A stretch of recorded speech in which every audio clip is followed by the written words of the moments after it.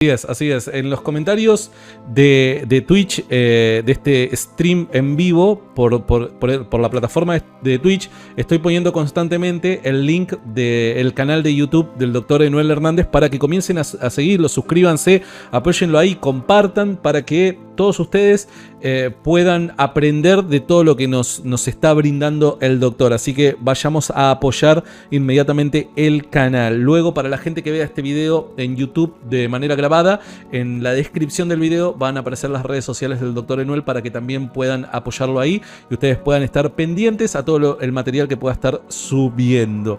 A ver, hay un montón de cosas, ¿no? que quisiera. Abrió 27 puertas ahí que yo las quiero abordar, pero obviamente no nos da el tiempo. Por eso creo de que si usted cuenta con el tiempo, me gustaría una segunda parte desde ya decirle, ¿no?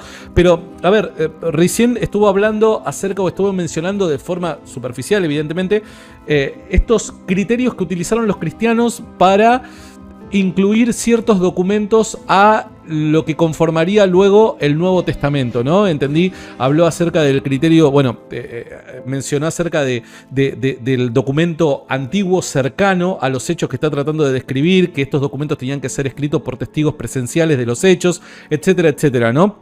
Ahora, una pregunta que muchos se hacen, ¿no? Criticando ¿cómo decirlo? La honestidad en este armado del canon del Nuevo Testamento. Dicen, bueno, pero ¿por qué se incluyeron, por dar un ejemplo, estos evangelios y no otros, dado que hoy tenemos un montón de evangelios, el de Judas, el de María Magdalena, el de el del otro, que pum, que pan?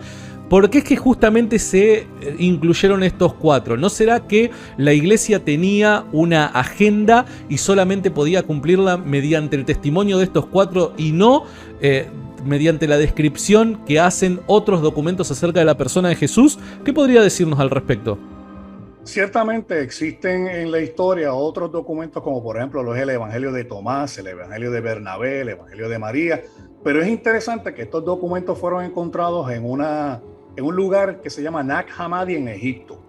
Y esos documentos datan del siglo III, en la cual sabemos a ciencia cierta que no fueron escritos por testigos oculares de primera instancia porque Tomás no estaba viviendo en ese año. Por ejemplo, en el caso de María Magdalena, tampoco. Por ende, se llaman libros apócrifos, ¿verdad? O pseudoevangelios, la cual no tiene ninguna credibilidad ni validez porque no fueron escritos por testigos oculares. Sin embargo, por ejemplo, cuando vamos a la evidencia interna, vemos que los apóstoles dicen lo que nuestros ojos vieron, lo que nuestras manos palparon, conforme al verbo de vida. Esto nosotros hablamos. Corroboramos nuevamente la información con Lucas, por ejemplo, que él le dijo, después de haber investigado diligentemente, me ha parecido a mí, oh Teófilo, brindarte esta información. Ahora aquí viene algo que es extremadamente importante. ¿Por qué se toman unos evangelios y por qué otros no? Volvemos al criterio histórico legal. Para que un evangelio sea canónico, número uno, tuvo que haber sido escrito por un testigo ocular o alguien que caminaba con ese testigo ocular que podría verificar los hechos.